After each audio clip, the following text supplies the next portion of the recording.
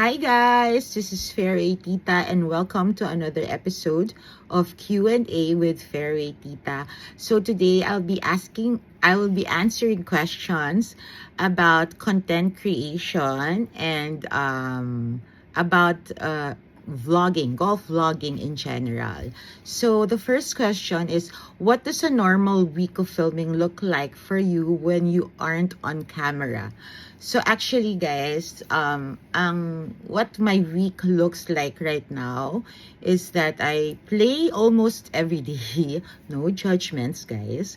And I usually play every day 18 holes some morning usually, and then Sundays it's my rest day. So normally when I'm playing golf, meron akong videographer who just videos my game, the whole game. And then usually after playing, then I can edit it at home, and then I upload it.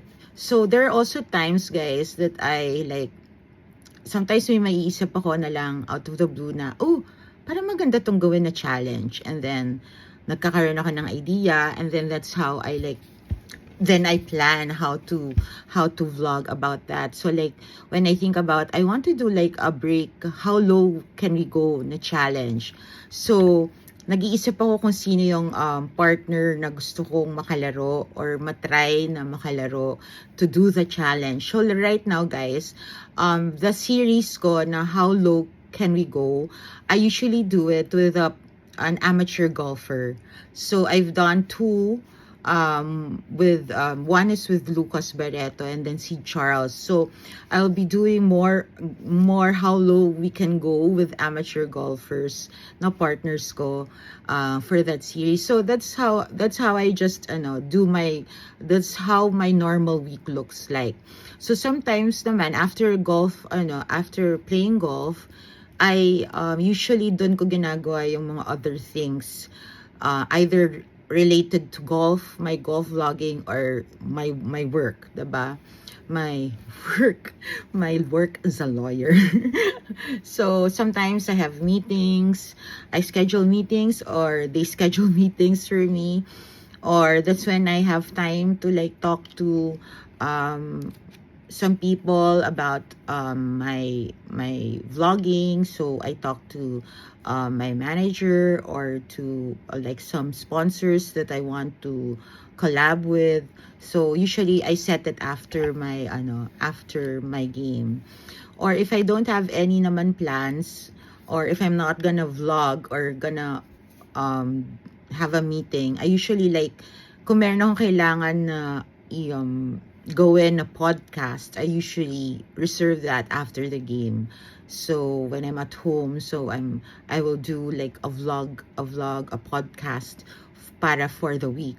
So that's how it looks like. Or I'm just uploading and editing, because editing guys and uploading takes a lot of time talaga, super. And naman that I don't have an editor or somebody who does the for me.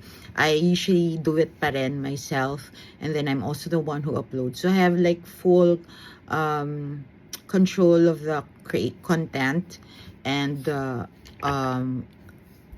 content creation also. It's I just do it all still by myself.